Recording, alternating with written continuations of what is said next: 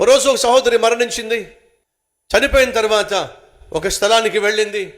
పరలోకానికి మెట్లు ఉన్నాయి, పరలోకంలో దేవుడు ఉన్నాడట.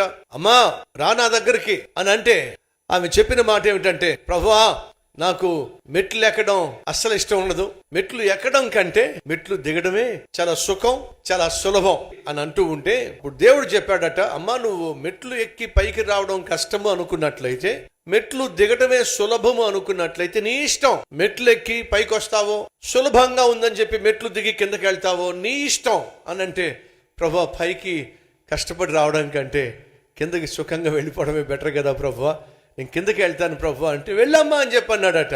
ఆమె కిందకి సుఖంగా ఉందని చెప్పి, సౌఖ్యంగా ఉందని చెప్పి, సులభంగా ఉందని చెప్పి మెట్లు దిగుతూ వెళ్తే ఒక చక్కని మార్గం ఉందట, ప్రవేశ ద్వారం ఉందట. అక్కడి మాట రాయబడి ఉందట, ఏమని తెలుసా, నరకానికి సుస్వాగతం అని ఉందట. దేనికి? నరకానికి సుస్వాగతం. సహోదరులు, ఆమెకున్న సమస్య ఏమిటంటే బద్ధకం.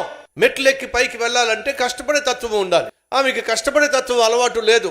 సుఖపడ్డానికి అలవాటు పడింది. సుఖపడ్డానికి అలవాటు పడి ఆఖరికి ఏం పోగొట్టుకుందయా అంటే, పరలోకానికి పోగొట్టుకొని చేతులారా పాతాళాన్ని కొని తెచ్చుకుంది. దౌర్భాగ్య స్థితి నుండి నువ్వు బయటికి రావాలి. ధన్యకరమైన జీవితం నువ్వు జీవించాలంటే చురుకుగా ఉండో, యాక్టివ్ గా ఉండో. అది గొప్ప భాగ్యం. కష్టపడినట్లయితే కష్టానికి తగిన ప్రతిఫలం చూస్తావు.